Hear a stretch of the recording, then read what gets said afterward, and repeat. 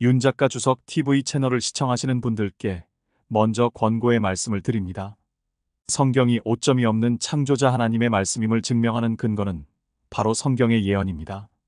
인류 역사에는 예언이 성취된 연대기가 기록되어 있습니다.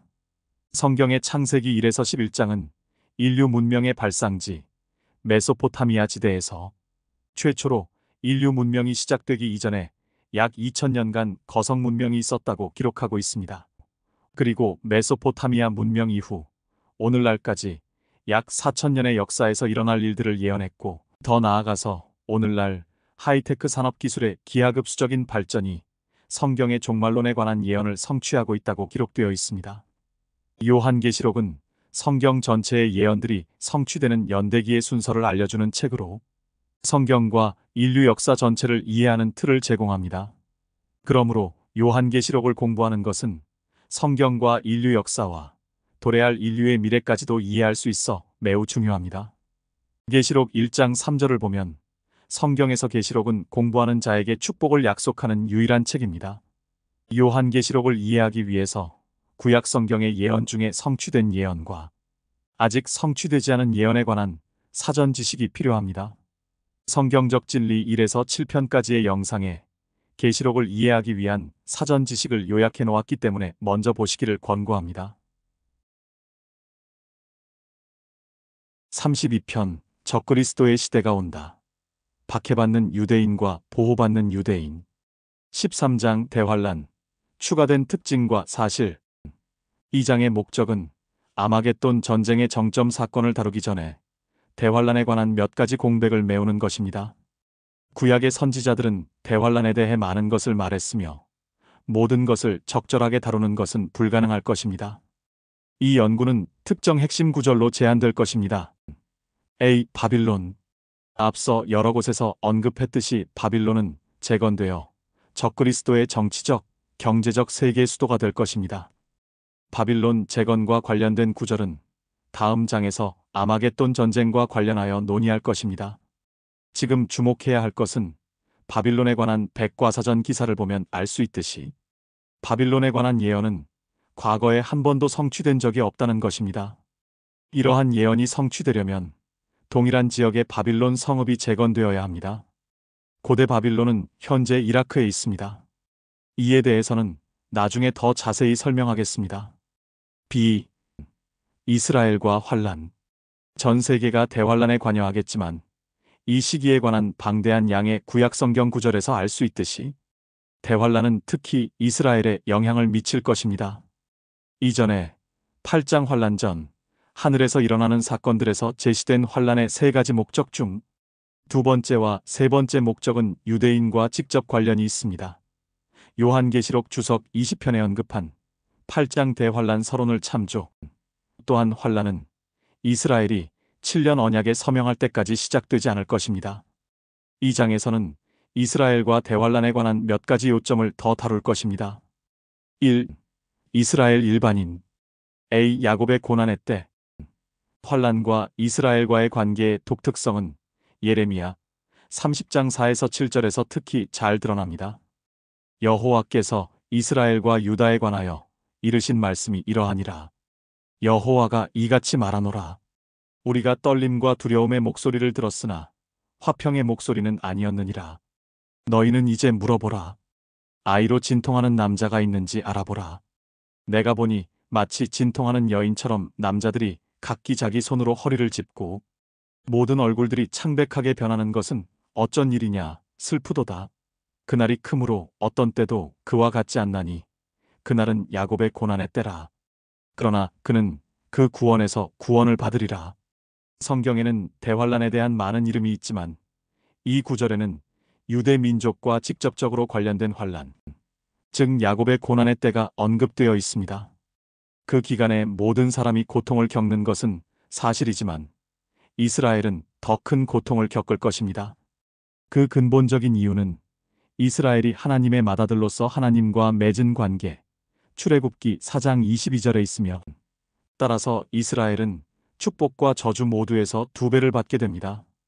이스라엘이 모든 죄에 대해 2배로 받는다는 원칙은 이사야 40장 1에서 2절에 명시되어 있습니다. 너희는 위로하라. 너희는 내 백성을 위로하라. 너희의 하나님이 말하노라. 너희는 예루살렘에 다정하게 말하며 그녀에게 부르짖으라. 그녀의 싸움이 다 되었고 그녀의 죄악이 용서받았나니 이는 그녀가 그녀의 모든 죄에 대하여 여호와의 손에서 배로 받았음이라. 예레미야 16장 16에서 18절에도 나와 있습니다. 여호와가 말하노라. 보라, 내가 많은 어부들을 보내리니 그 어부들이 그들을 낚을 것이며 그 후에 내가 많은 사냥꾼들을 보내리니 그 포수들이 모든 산과 모든 작은 산과 바위굴들에서 그들을 사냥하리라. 이는 내 눈이 그들의 모든 길들 위에 있음이니 그들이 내 얼굴로부터 숨지 못하며 그들의 죄악이 내 눈에서 감춰지지 못하리라. 먼저 내가 그들의 죄악과 그들의 죄를 배로 갚으리니 이는 그들이 내 땅을 더럽혔고 그들이 내 유업을 그들의 혐오스럽고 가증스러운 것들의 시체들로 채웠음이라. 이스라엘이 모든 죄에 대해 2배로 갚는다는 원칙은 환란이 야곱의 고난의 때인 이유입니다. 일반적인 설명. 이사야 3장 1절에서 4장 1절에는 환란 중 이스라엘에 대한 일반적인 설명이 나와 있습니다. 보라, 여호와, 만군의 여호와가 예루살렘으로부터 또 유다로부터 의지하고 지지하는 것을 제안하니 곧 의지하는 모든 식량과 의지하는 모든 물과 용사와 전사와 재판관과 선지자와 총명한 자와 원로와 50부장과 존귀한 자와 상담자와 정교한 기술자와 설득력 있는 웅변가라. 또 내가 아이들로 그들의 통치자들이 되게 하고 아기들로 그들을 다스리게 하리라. 백성들은 모두가 서로 그의 이웃에 의해 압제당할 것이며 아이는 노인에게 천한 자는 존귀한 자에게 대적하여 교만하게 행동할 것이라. 어떤 사람이 자기 아비의 집에서 자기 형제를 붙잡고 말하기를 너는 옷이 있으니 우리의 치리자가 되어서 이 파멸을 내 손 아래 두라 할 것이나 그날에 그가 맹세하여 말하기를 나는 치유하는 자가 되지 않겠노라. 내 집에는 빵도 의복도 없으니 너희는 나를 백성의 치리자로 삼지 말라 하리니 이는 예루살렘이 파멸하였고 유다가 몰락했음이라. 그들의 언어와 행위가 여호와를 거슬러서 그의 영광의 눈을 경록해 하였도다. 그들의 용모의 드러남이 그들을 대적하여 증거하며 그들은 그들의 죄를 소돔같이 선포하고 숨기지 않는도다. 그들의 혼의 화로다. 이는 그들이 자신들에게 악으로 갚았음이라. 너희는 의인에게 복이 있으리라고 말하라. 이는 그의 손들의 보응이 그에게 주어질 것임이라. 악인에게는 화로다. 그에게 화가 있으리니 이는 그의 손들의 보응이 그에게 주어질 것임이라. 내 백성으로 말한다면 아이들이 압제자가 되며 여자들이 그들을 지배하는 도다.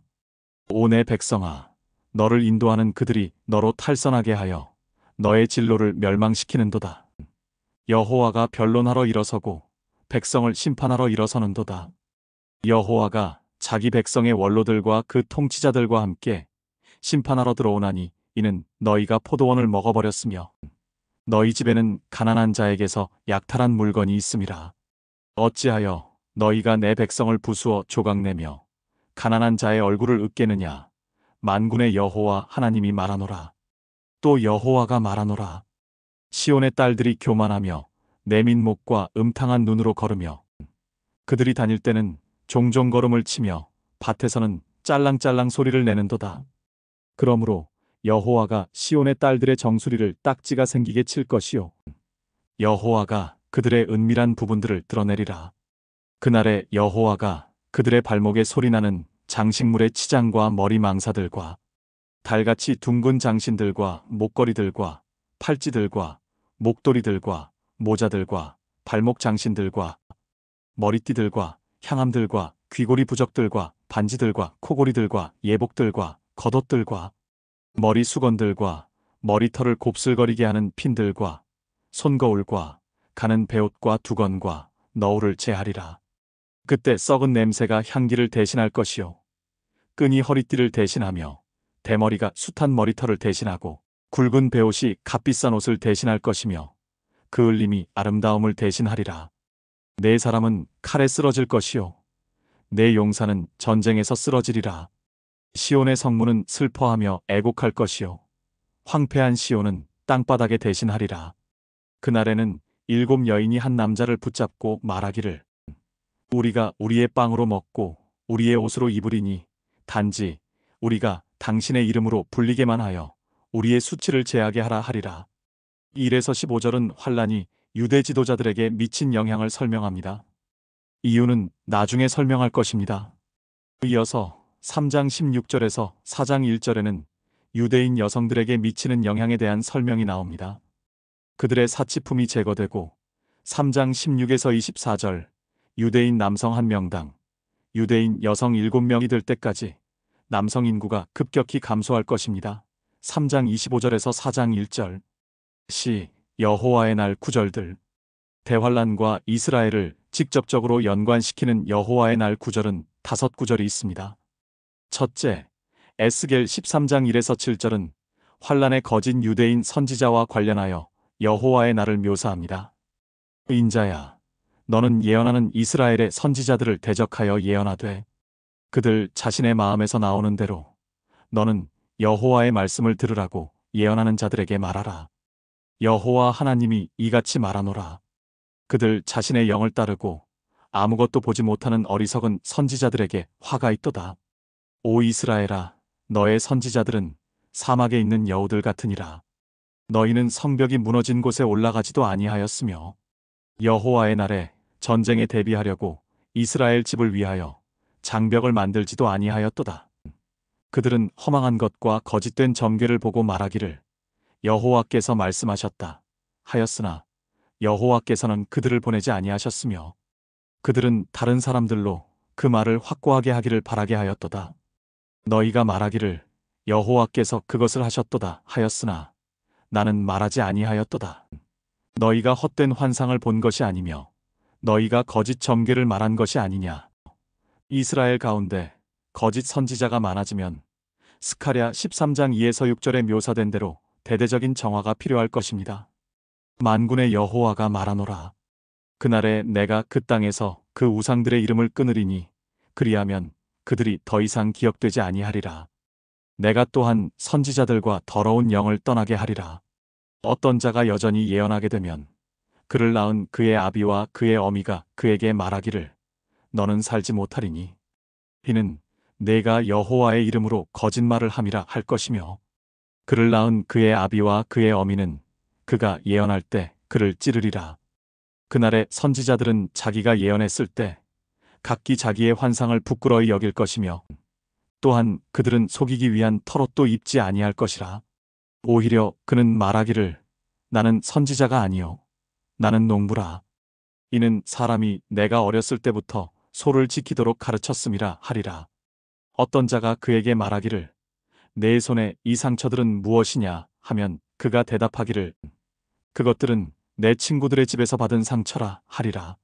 둘째, 요엘서 2장 1에서 11절에서 여호와의 날은 어둠과 침략의 시기로 묘사됩니다. 너는 시온에서 나팔을 불고 내 거룩한 산에서 경고의 소리를 내어 그 땅의 모든 거민들로 떨게 하라. 이는 여호와의 날이 오며 그날이 가까움이라. 흑암과 암영의 날, 구름과 짙은 어두움의 날이 산들 위에 펼쳐진 아침 같으니 많고 강한 사람들이라. 이 같은 일은 전에도 없었고 또 이후 곧 많은 세대의 연수에까지도 다시 없으리라. 불이 그들 앞에서 삼키며 그들 위에서는 화염이 불타는도다. 그 땅은 그들 앞에서는 에덴의 동산 같으나 그들 뒤에는 황량한 광야 같으니 정녕 어떤 것도 그들을 피하지 못하리라. 그들의 모양은 말들의 모양 같고 그들은 마치 기병들처럼 달리리로다. 그들이 뛰는 것은 산꼭대기들에 있는 병거들의 소리 같고 그루터기를 삼키는 불꽃 소리와도 같으며 전열에 배치된 강한 백성 같으리라. 그들의 얼굴 앞에서 백성은 심하게 아픔을 당할 것이며 모든 얼굴들은 새까맣게 되리라. 그들은 용사들같이 달릴 것이며 그들은 전사들같이 성벽을 기어오를 것이요 집들 위를 기어오르며 그들은 도둑처럼 창문들을 통해 안으로 들어가리라. 땅이 그들 앞에서 흔들리며 하늘들이 떨고 해와 달이 어두워지며 별들이 그들의 빛을 거두리라. 여호와께서 그의 군대 앞에서 그의 음성을 발하시리니 이는 그의 진영이 매우 크고 그의 말씀을 실행하는 분은 강하심이라. 여호와의 날이 위대하고 심히 두려우니 누가 그것을 견뎌낼 수 있으리요. 나중에 세 번째 구절인 요엘 3장 14에서 17절에서 여호와의 날은 이스라엘이 도피의 때라고 기록되어 있습니다. 그가 돌아오셔서 마음을 돌리시며 그의 뒤에 복은 남겨주시어 여호와 너희 하나님께서 음식 제사와 술 붓는 제사를 드리게 하실지 누가 알겠느냐. 시온에서 나팔을 불어 금식을 거룩케 하고 엄숙한 지폐를 소집하며 백성을 모으고 회중을 거룩케 하며 장로들을 소집하고 아이들과 젖먹이들을 모으라. 신랑으로 그의 방에서 나오게 하며 신부도 그녀의 골방에서 나오게 하라. 제사장들과 여호와의 일꾼들로 현관과 제단 사이에서 울며 말하게 하기를 오 여호와여, 여호와의 백성을 아껴두시고 여호와의 유업을 욕되게 내주지 마시어 이방인들로 그들을 다스리지 못하게 하소서. 어찌하여 그들이 백성 가운데서 말하기를 그들의 하나님이 어디 있느냐 해야 하리이까 하게 하라. 이 도피처의 정확한 성격은 이 장의 뒷부분에서 설명할 것입니다.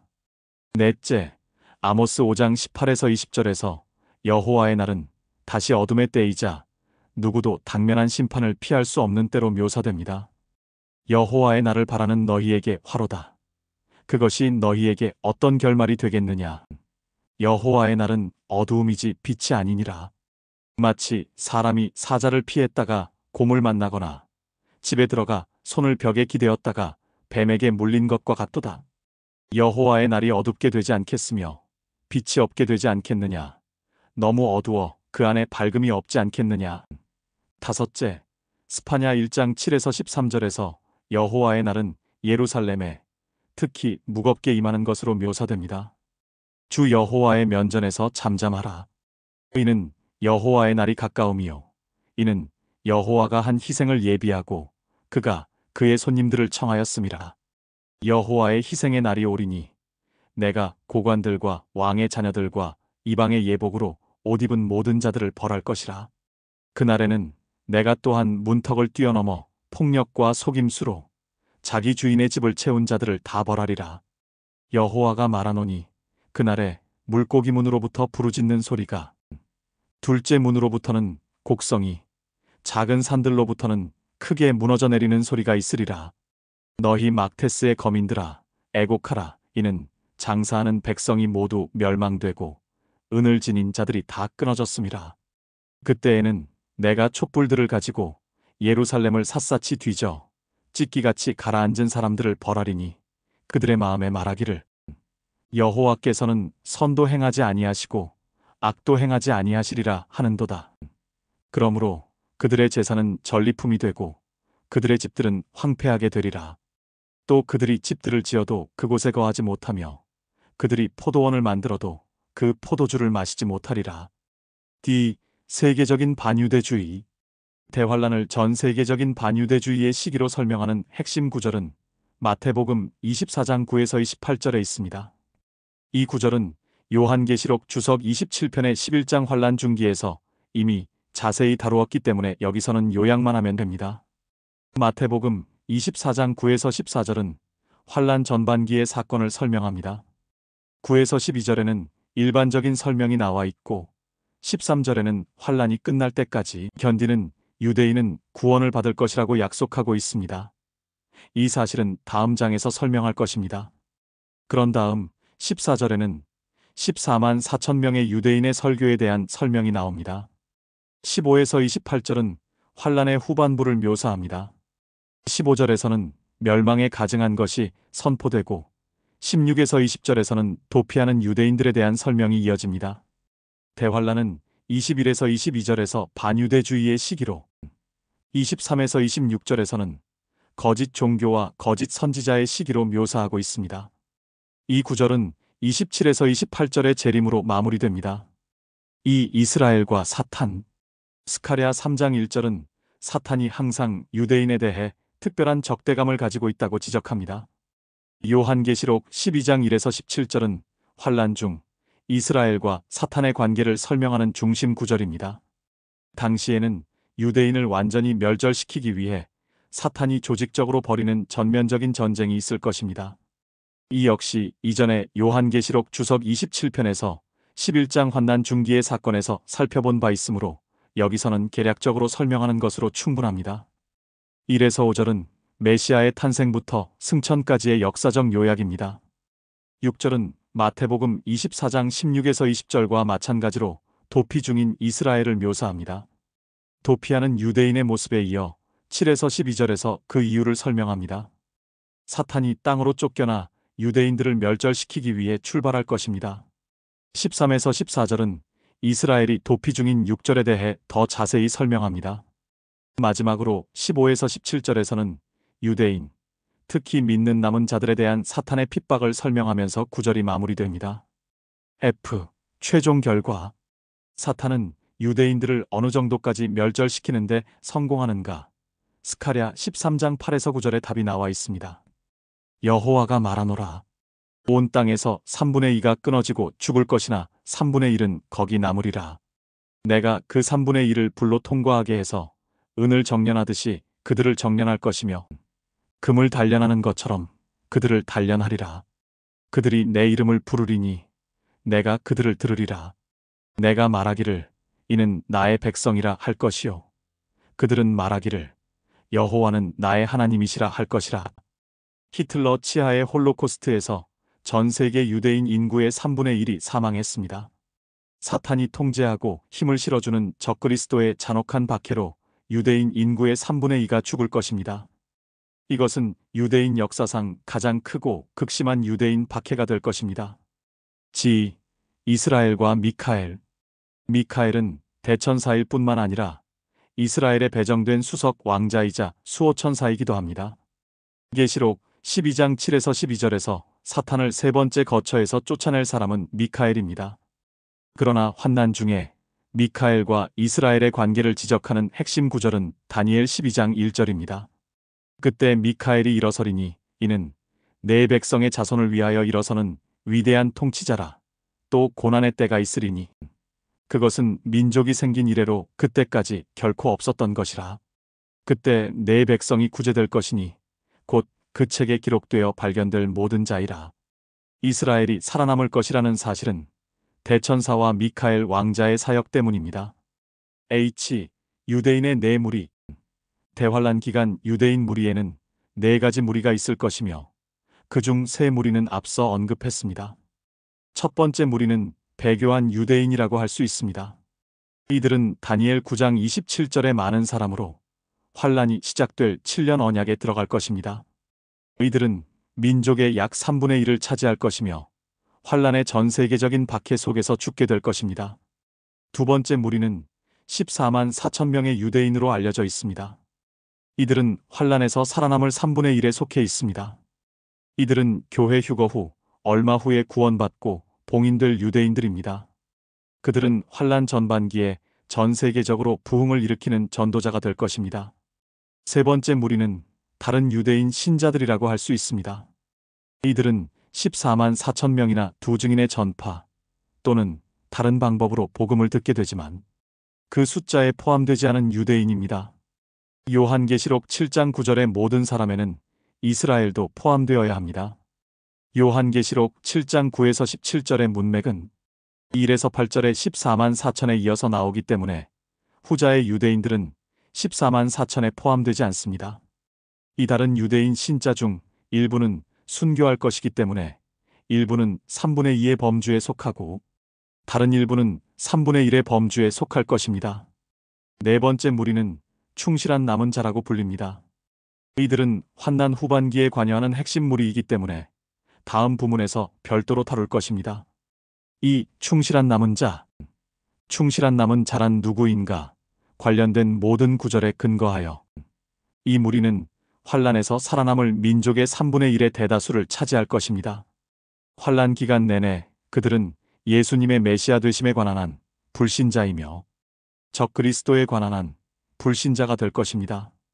이들은 다니엘 9장 27절의 많은 사람이 아닌 자로서 언약과 아무 관련이 없는 자들입니다. 그들은 이사야 28장 16절에 다급하게 되지 않을 사람들입니다. A. 남은 자의 사실.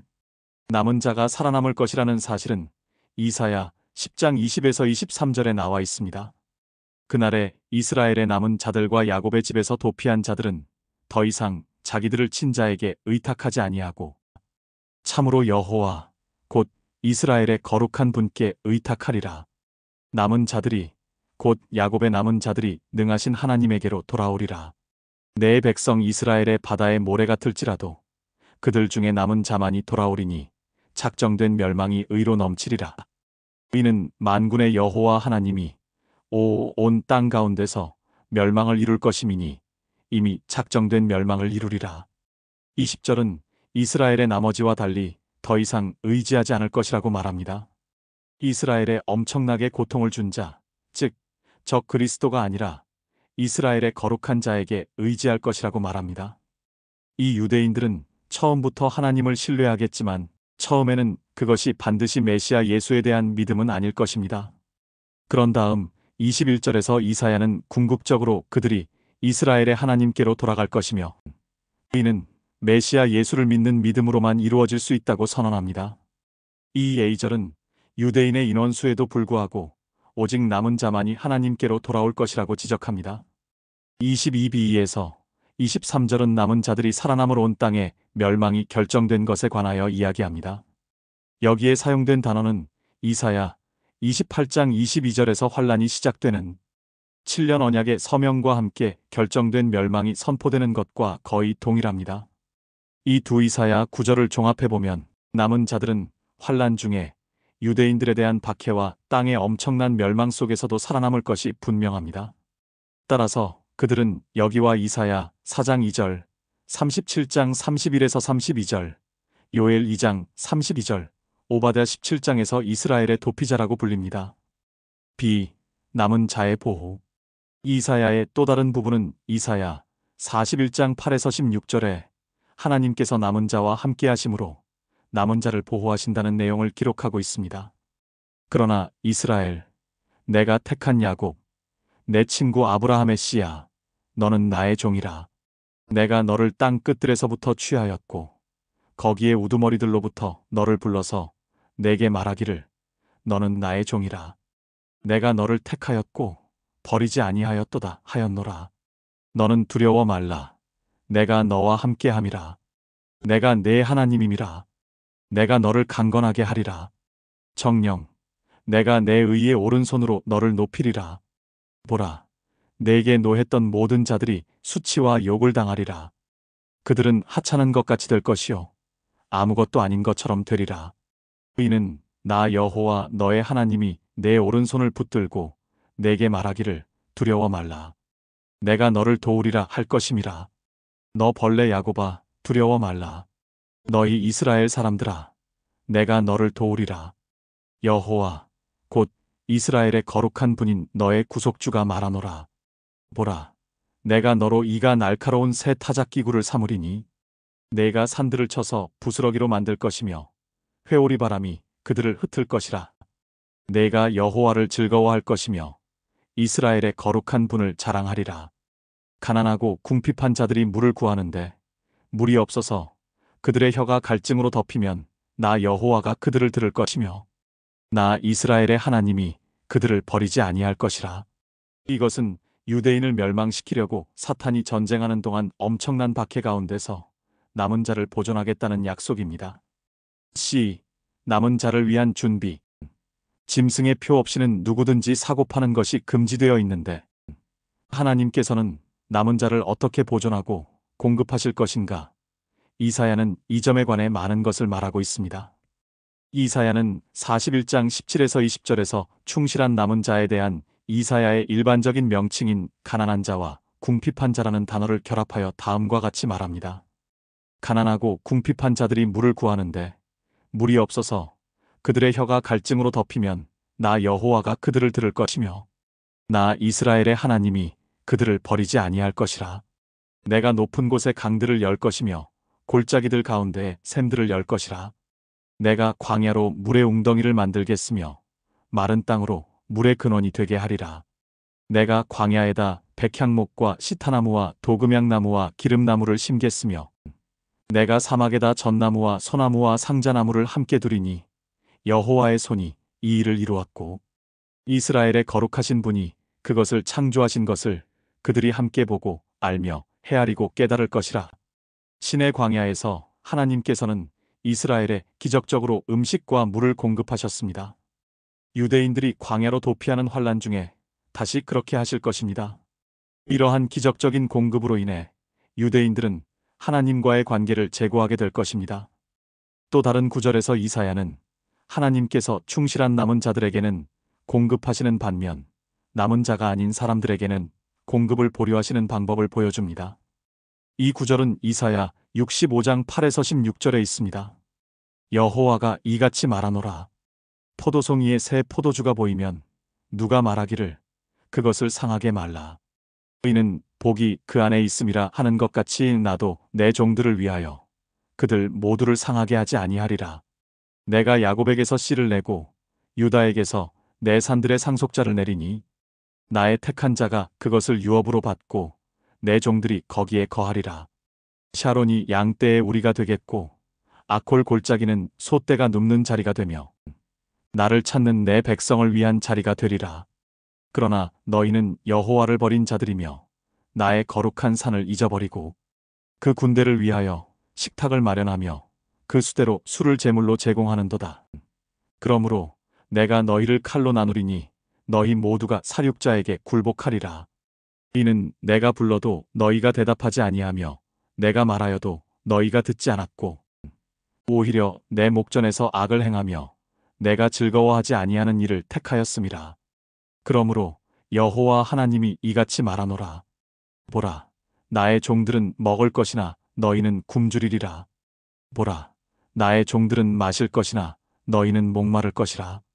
보라, 나의 종들은 기뻐할 것이나 너희는 부끄러움을 당할 것이라. 보라, 나의 종들은 마음의 즐거움으로 인해 노래할 것이나 너희는 마음의 슬픔으로 인해 울부짖으며 영의 괴로움으로 통곡하리라. 너희는 나의 택한 자에게 너희의 이름을 저주로 남겨주리라. 이는 여호와 하나님께서 너를 죽이고 자기 종들을 다른 이름으로 부르실 것이라. 땅에서 자신을 축복하는 자는 진리의 하나님 안에서 자신을 축복할 것이요 땅에서 맹세하는 자는 진리의 하나님으로 맹세하리니 이는 이전 고난들은 잊혀졌기 때문이며 그것들이 내 눈앞에서 숨겨졌기 때문이라. 이 구절은 배교자들이 고통과 죽임을 당하는 동안 충실한 남은 자들은 하나님의 보호를 받고 음식과 물을 제공받을 것임을 분명히 합니다. 이로써 충실한 남은 자들은 대환란의 핍박과 황폐함 속에서도 살아남을 수 있을 것입니다.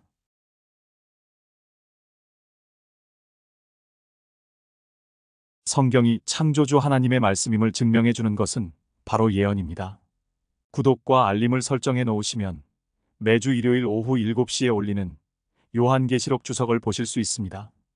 요한계시록은 구약 성경의 모세오경과 예언서들 그리고 신약 성경에 흩어져 있는 모든 예언 중에 이미 성취된 예언들과 오늘날 현재 성취되고 있는 예언들과 성취가 임박한 예언들을 구별하는 틀을 제공합니다.